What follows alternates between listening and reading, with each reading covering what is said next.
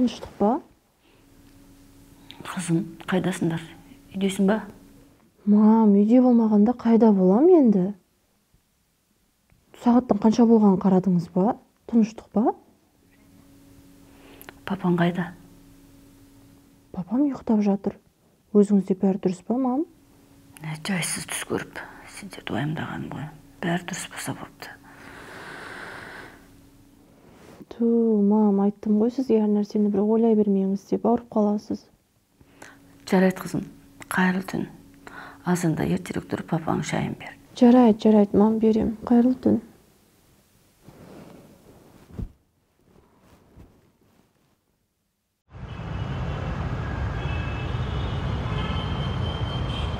Рамазан Асқарұлы, кеше жоспарлау бөлімінен міндеттеген жұмыстарыңызды бөлім басшысы маған тапсырған болатын. Соның барлығын тиянақты түрде орындап алып келдім. Жарайсың. Осылай жақсы жұмыс істейтін болсаң, көп ұзамай жақсы қызметке тағайындаймын. Рахмет, Рамазан Асқарұлы, сіздің сеніміңізді міндетті түрде ақтаймын.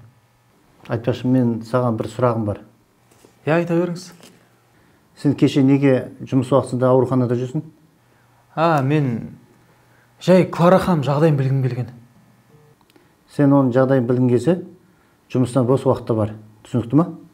Бұл біріншіден. Екіншіден, сен оның жағдайын білуге міндетті емессің. Сен міндетің осы жерде жұмыс істеу. Түсіндім, Рамазан Асқарұлы. Екінші рет бұлай қайталанбайды. Солай болсын. Бірақ жасаған жұмыстарыңа ризамын. Осы бетінен қайтпа. Бар, жарайсың. Сау болыңыз.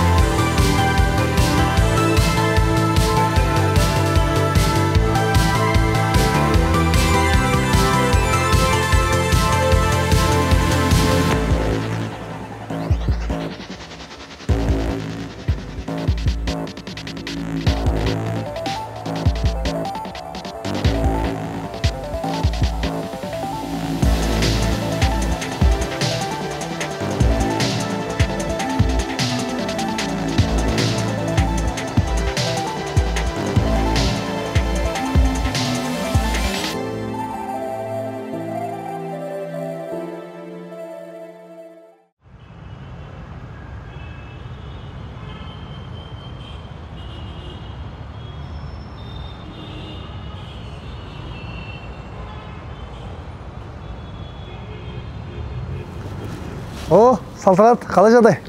Жақсы, Бағлан, өзің қалайсың? Анаң жағдай қалай? Я, шүкір, бір қалыпты. Өзің қайдан жүрсің, неғып жүрсің? Мен сол жұмыстан келе жатқам. Сол баяғы салондасың ба? Я, сол жерден ғой. Мен де сол дәріханадан дәрі-дәрмегімді алып келе жатқам. Бағлан, мен сенімен сөйлесуім керек еді. Қолың бос па? Уақытың бар ма? Я, әрине. Отырып сөйлесейік.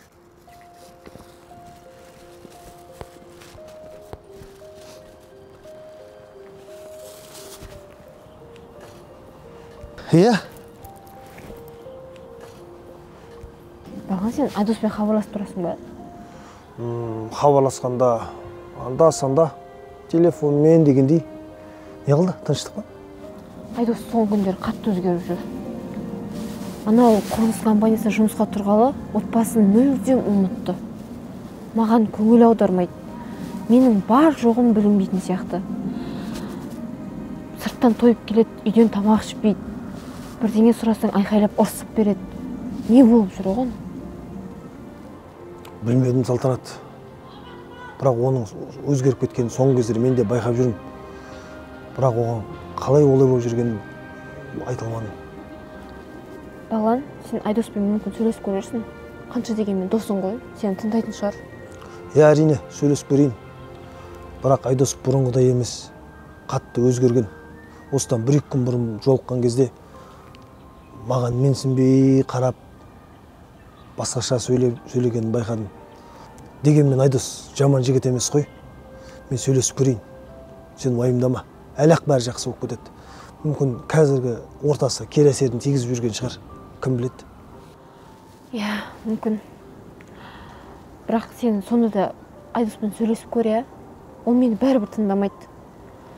Маған ақшасы көп, менің жанымнан табылмайтын Айдос емес. Бірде бар, бірде жоқ болса да, менің жанымнан табылатын Айдос керек.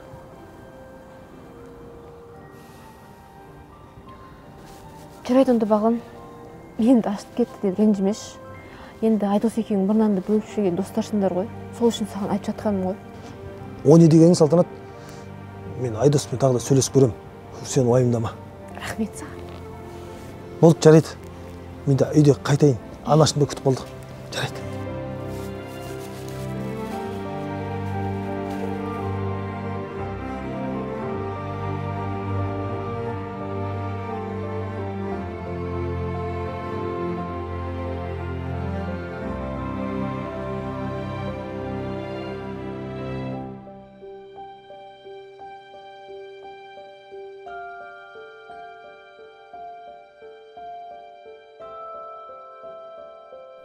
Сен не әлі ұйықтамағысың ба не? Қалай ұйықтаймын мен Айдос? Білесің ғой сен кешіктен қатты уайымдайтынымды. Мен не саған уайымдайтын кішкентай балам ба не? Кешіген ба, мен жұмыста жүрмін. Бұрынғыдай әркімнің жүгін тасып, туалетін қасып беретін бұрынғыдай Айдос емеспін. Мен қазір қызметкермін. Қанша рет қайталау керек саған? Айдос, отбасын ұмытып, үйдің бетін көрмейтіндей қандай қызмет ол? Соңғы рет дастархан басында күліп ойнап отқанымыз есіңде ме өзі? Қандай қызмет дейсің ба, а? Мынандай қызмет, түсіндің ба? Мынандай қызмет. Керек емес сенің мұндай ақшаң. О, сорлау. Саған қашаннан бері ақша керек емес болып қалған, а? Или бұрынғыдай пәтерінің ақшасын төлей алмай, құр макарон жеп жүрген күндерің сағындың ба? Сен құтырайын деген екенсің. Ақшаны мен тауып жүрмін ба? Өзім білем, қашан келем, қашан кетем, сенің онда шаруаң болмасын. Қысатын жеріңді қысып жүр, түсіндің ба?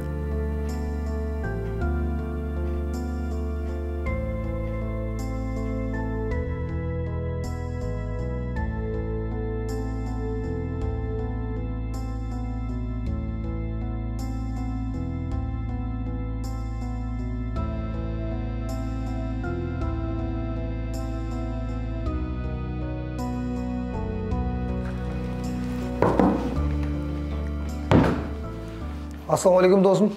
Кел, Бағлан. Бағлан, сен ренжіме, бірақ үстіңе сәл дені дұрыс киім киіп келсең қайтеді? Не дегенмен де үлкен компанияға келіп тұрсың ғой. Айдос, әркім тапқанын кет. Сен қашаннан бері мен киімме қарап сыйлайтын болғансың. Жарайды, өзің білесің. Не мәселе? Не үшін келдің? Тез айтшы, мен уақытым жоқ, жұмысым бастан асып жатыр. Мен де ерігіп жүрген жоқпын. Сен мен дос ретінде, мүмкін бұрынғы дос ретінде әңгімелесейін деп едім. Айта бер. Айдос, кеше кездейсоқ қалада Салтанатқа жолығып қалдым. Енді білесің ғой, досымның келіншегі маған да бөтен емес. Салтанат, сен екеуміздің бірге жұмыс жасап, бірге талай бір нанды бөлісіп жегенімізге куә ғой. Сондықтан да болар, ол маған біраз мұңын айтты. Не айтты? Не болды екеуің сырласатын жағдай жеткесіңдер ме не? Не жетпей жүр екен оған? Екеулердің араларыңа түскенім дұрыс емес шығар. Бірақ жан-жарының жанынан табылып, оған көбірек көңіл бөлгенің жөн сияқты. Сен де маған бөтен емессің, Айдос. Екеуің бірге бақытты болғандарыңа мен де қалаймын. Енді қызметте өсіп, жоғарылағаныңа мен де қуаныштымын. Бірақ лауазыммен, уыс-уыс ақшамен бақыт сатып аламайсың ғой. Өзіңді білесің ғой, әйел деген гүл сияқты. Неғұрлым көбірек көңіл бөлген сайын, соғұрлым құлпырып жайнай береді. Бағлан, сен маған семья туралы айтпай ақ қойшы. Соншалықты жанашыр болсаң, соншалықты жақсы адам болсаң, не үшін ажырастың?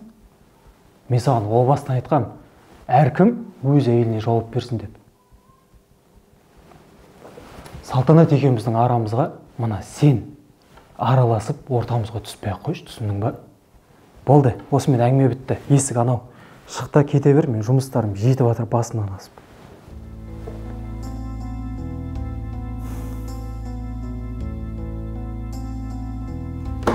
Жарайды.